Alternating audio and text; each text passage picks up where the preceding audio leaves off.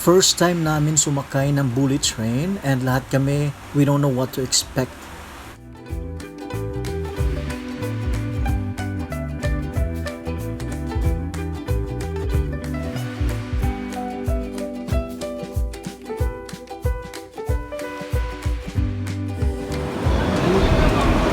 Hi Tish!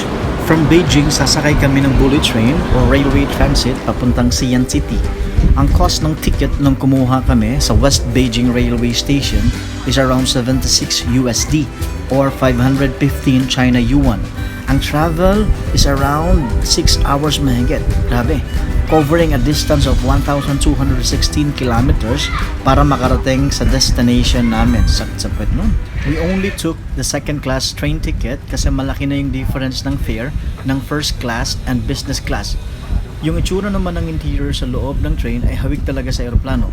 Pero mas malaki ang leg space sa harap and mas comfortable umupo kasi malaki rin ang seat mismo.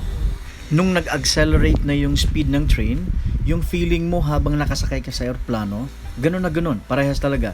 And nakakabingi rin siya, siguro dahil sa bilis.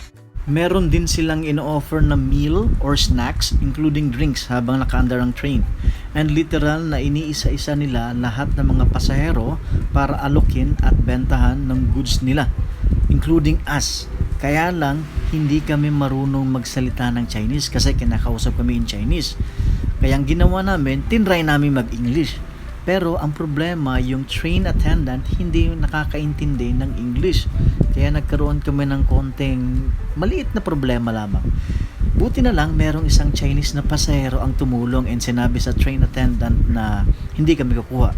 Kaya yun, nasettle siya. End up, nagtawanan na lang kami, including yung pasahero na Chinese and at the same time yung train attendant. Akala kasi nila is Chinese din kami.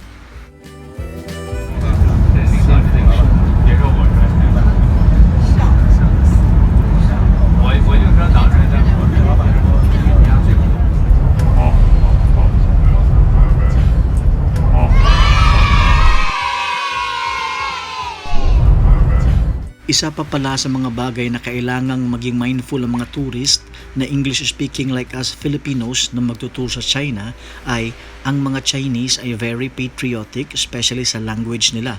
Kaya malaki pa rin ang percentage ng mga Chinese na hindi masyado nakakapag-converse sa English.